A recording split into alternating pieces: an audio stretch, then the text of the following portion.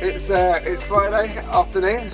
After a long week, it is the end of September on 2024. Dan and myself thought we'd sit down in our respective continents and chat about what is community. It's obviously a big subject, and I doubt we will get to all of it now, right? But maybe. Dan, why don't you just introduce yourself, then I'll introduce myself, and then we'll just talk briefly about what Joined is, just to kind of set the tone. So I'm Dan, Dan Peters. I live in Cape Town, South Africa, and I work on the Join team. Cool. And I've known Dan for 25 years or something. Dan and I were shared a student accommodation way back when, which was great. But yeah, my name is Andy. I'm also on the Joined team. I help to lead that, at least at the moment. So what is Joined? Well, it's a mobile application, and we say that we are that exists to grow connected, safe, in-person communities. And the key word there, I mean, there's a couple of keywords really, but communities, and that's what we want to talk about today. So if I look at the Cambridge definition, which I did look up in advance, the Cambridge Dictionary says people living in one particular area, or people who are considered as a unit because of their common interest, social group, or nationality. So people living in one area or are considered as a unit because of their common interests, social group, or nationality. And I think that's the challenge that we face, and we have faced and continue to face with the word community, is people tend to think of the first part. I don't know what you think, Dan, but about your community being your kind of neighborhood and the people, where you live.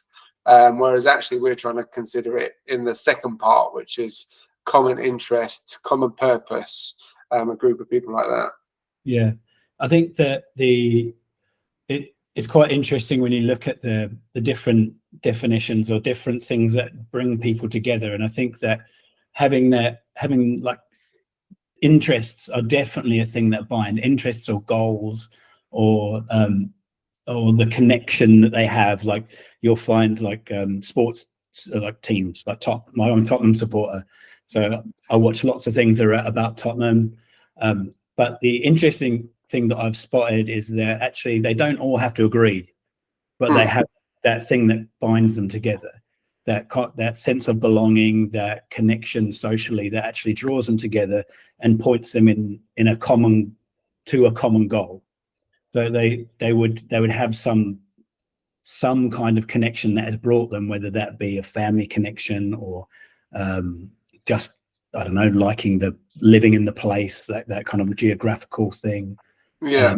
Something like that. And you find it across lots of different spheres as well. Like you even when you go into like organizations, so outside of a social activity like sport or something like that, in your company, you'll have almost these micro communities that spring up around interests that even in your kind of department, you may have like a marketing clique or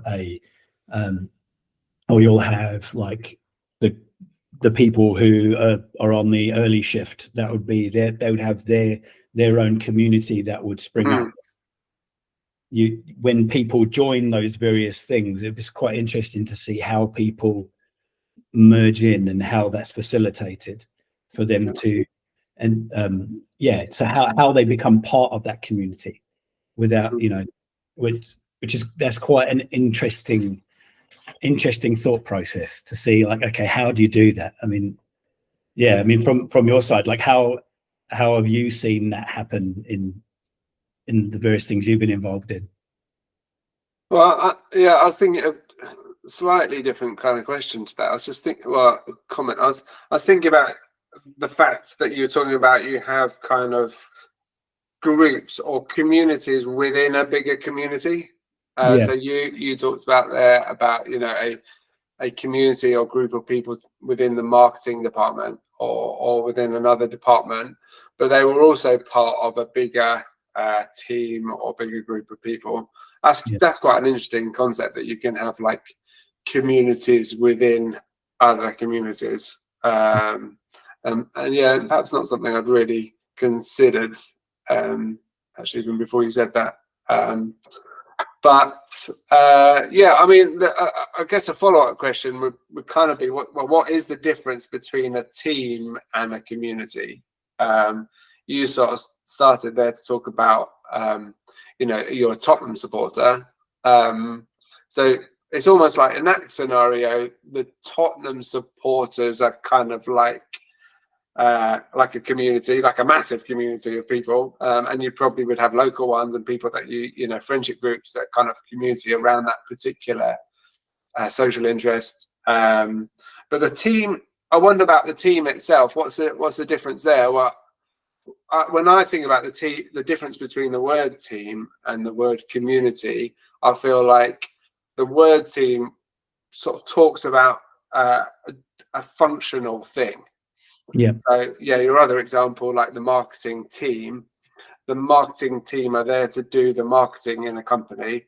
But at what point does the marketing team become like a community?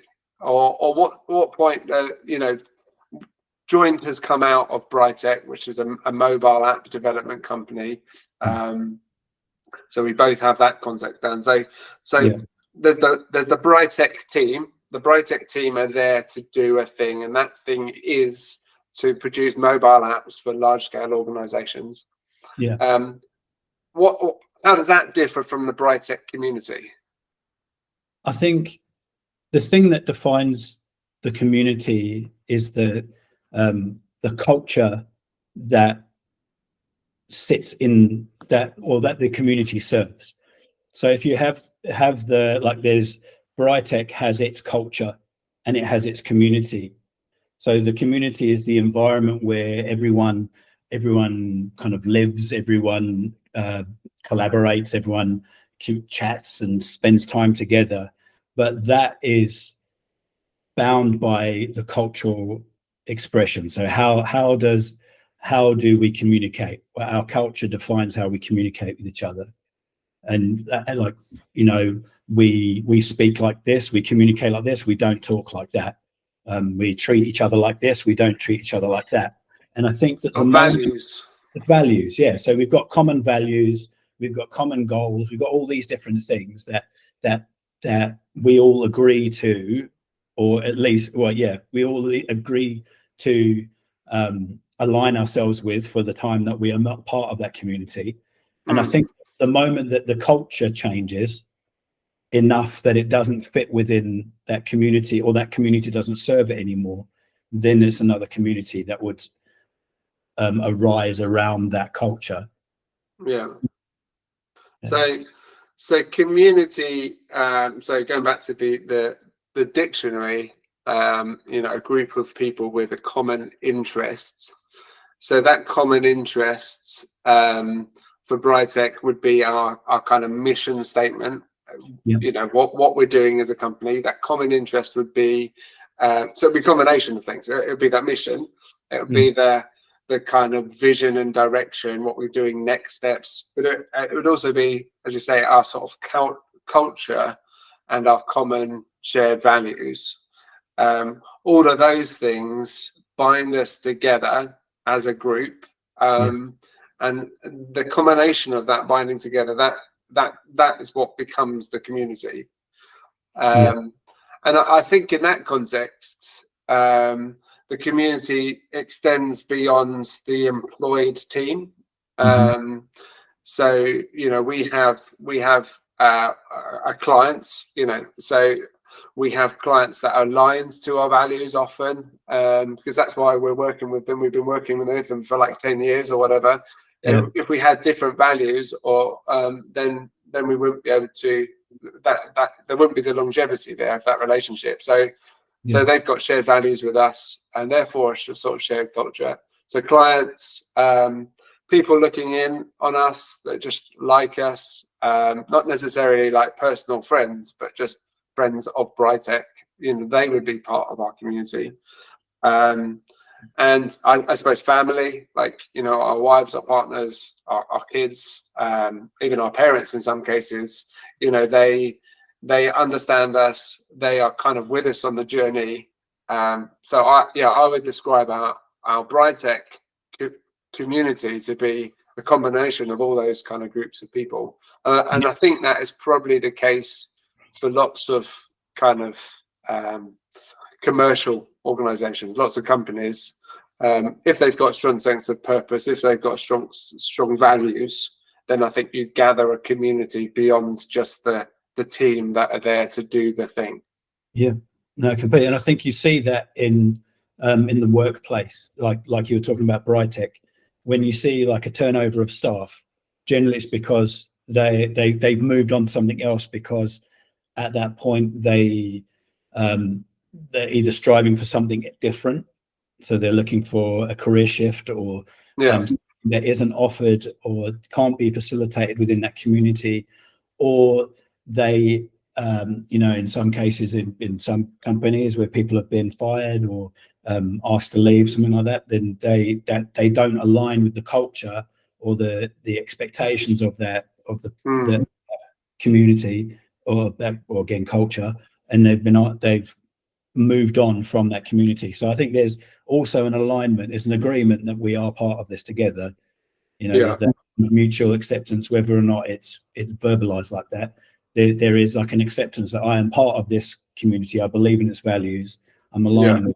I'm moving forward with that. And that, as you said before, that is how when you bring on a new client, then you have that. There's also that alignment of values to a degree, because sometimes some clients come closer than others, but they do decide you are the people that we want to journey with for this time. And then the contract defines the boundaries of that agreement in a legal sense, but you are saying, I agree that you are the right people that we want to partner with to get to X destination. No, agreed. I think the stronger the community, like the longer the community, like so back to the Brightech example, we haven't had actually anyone leave us for a very long period of time, and she only left because she was pursuing a completely different career. And the same with our clients. In most cases, we've kept the same clients. 80% of our clients are probably the same ones that we've had for multiple years, because we've got a strong sense of shared purpose, shared culture. They've been involved in that. We've learned from them. They've learned from us, and we've kind of come into a community together. I guess that's back to the kind of like circles of community. There's a kind of core team in the middle. Maybe that's the Brightech employees, and then you've got a sort of another group that's kind of looking in, whether that's just people that are interested in what we're doing, or family or something, and you've got our clients. You've kind of got this community at different levels, and different kind of rings out from the center, which is fascinating. What sort of characteristics do you think indicate or make a strong community? I think there's there's something that's really struck me actually before my time with Brightech, that using phrases like shared responsibility. And I think that is something that should be very evident within a strong community, in that you feel responsible for the people that are in it. So it's like that whole concept of when you're weak, I'm strong, that people sharpen each other and bringing them along. So like being aware and having the heart of the community front and center in your actions, in the way that you do things. Like if you're just doing something for someone that you don't really know, like, so if you ask me to do something, I've known you for a long time, well, and you ask me to do it for someone that I've never met before, I am doing that to the best of my ability to serve you, because we have a cultural connection. Like, we have that our community, as we've been apart, or we've come back together again.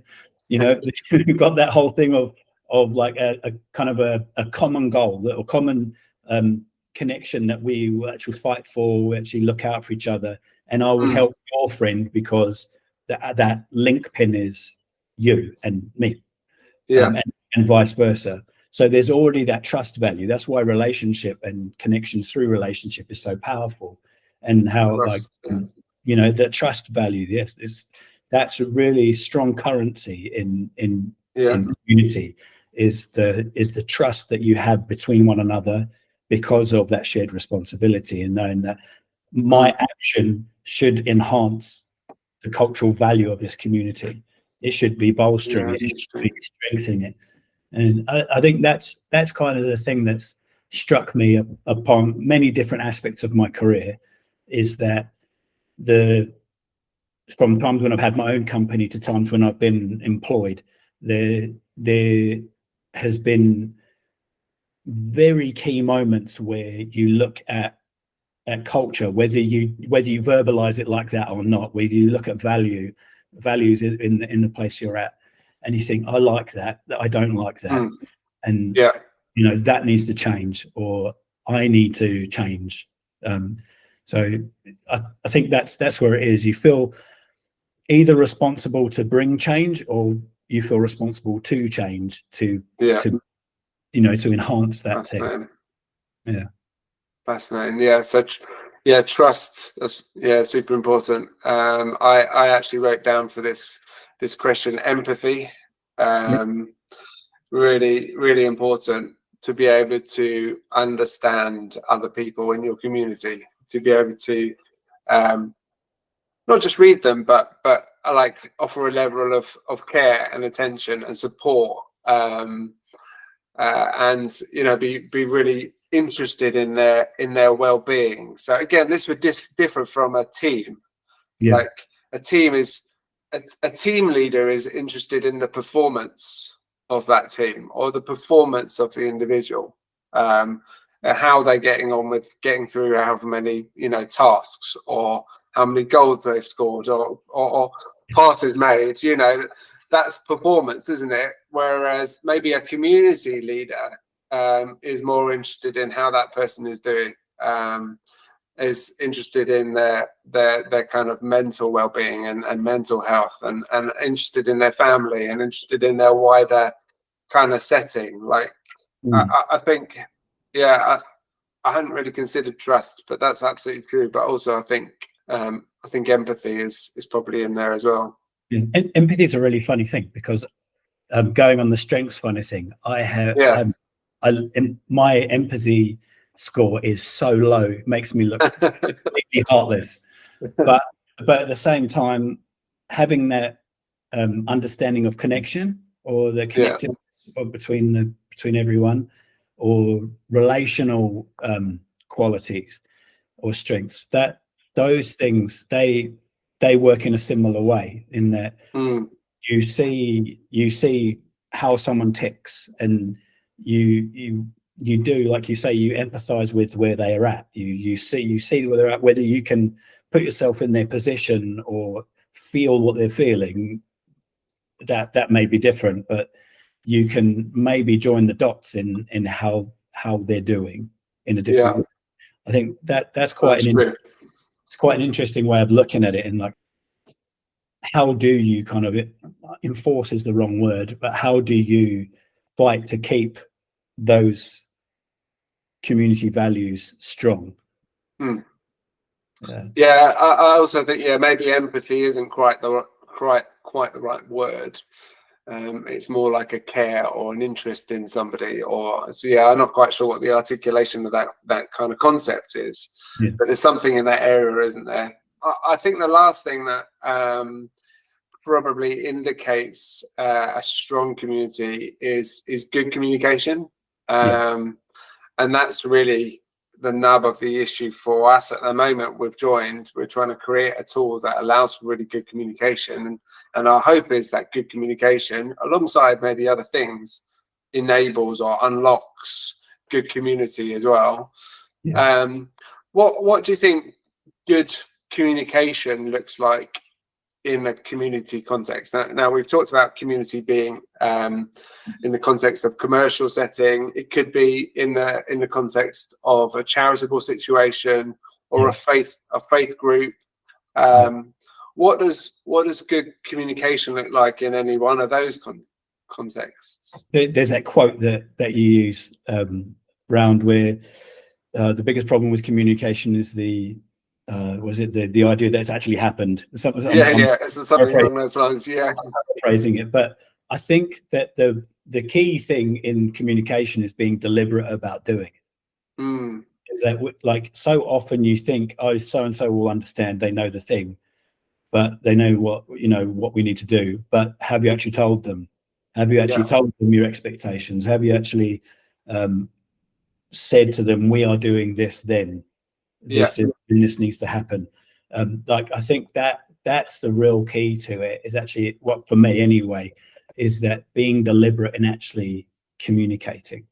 I think alongside that, I think there can be a misinterpretation of what communication is required. So you often find organizations that are brilliant at their branding, or they're brilliant at their external social media, or their website, or their tone of voice, or whatever it is, that kind of external communication. So they tick the box and say, oh yeah, we're great at communication, and they fail to realize that actually their community is internal. It's certainly smaller, so it's maybe internal plus a kind of those circles that go out, and they fail to communicate properly with that kind of key core group. Maybe that's not regular enough, maybe it's not detailed enough, maybe it's not open enough. We talk about one of our values being, as joins, being openness. We don't want to create we don't want to create cliques, we want to create communities. So we want open communication, open communities that people can really easily join.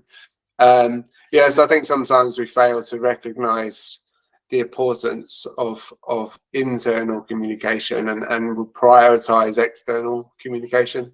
And maybe social media and websites and digital content has kind of like exacerbated that a bit.